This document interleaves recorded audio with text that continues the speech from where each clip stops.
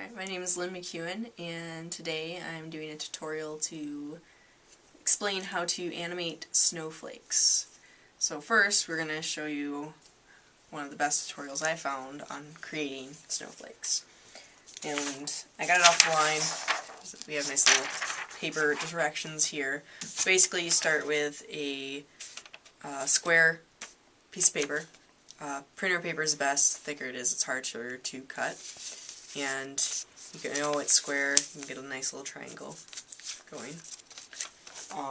First, fold it to corners. Then from there, you want to fold it so that way it kind of has this like V in between.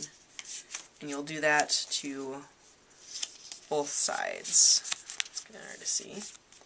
And then you want, oh, wrong direction. Be it this way. Across. Across. So when you're all done,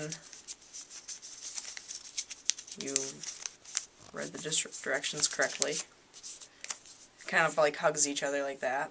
And then from there, you will fold it in half. Once folded in half, take some fancy scissors and cut the top part off. So that way there's no little edges. And then when you have it like this, you just want to keep from cutting probably here down and cutting too much of the edges here. So you'll just cut little corners off. And don't cut all the way through. So if you cut from one edge, you want to make sure that you don't cut all the way through the edges the other way, because that will keep it together. And say we want to cut really drastic looking edge there, because you can cut the top part too. Alright, so we got it cut. Let's see what this looks like. There you are. You have a neat looking, mine's a little shaggy, but snowflake. From there you kind of want to do your best to flatten it out. If you have an iron, kind of iron it out would be probably best, because it will get it really nice and flat. And now we can work on animating it. Set it down, and whatever surface you want to set it down at. And what you'll do is you usually have, what we use is iStop Motion. We'll have it set up so that way you can see iStop Motion's frame would be maybe here.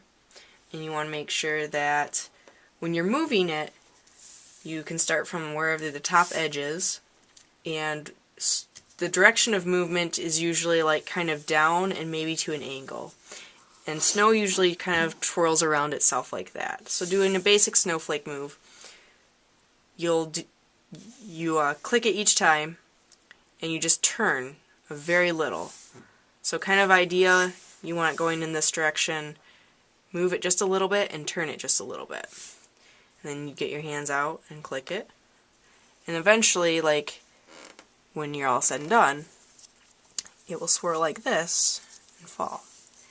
And if you want to get really complicated, you can have more than one, and they can swirl.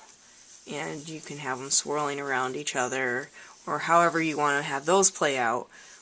But one thing that you want to make sure that when you're doing it with snowflakes is that they rotate. And it can be counterclockwise, clockwise, but you generally keep it in a similar rotation when it's moving whatever path you want.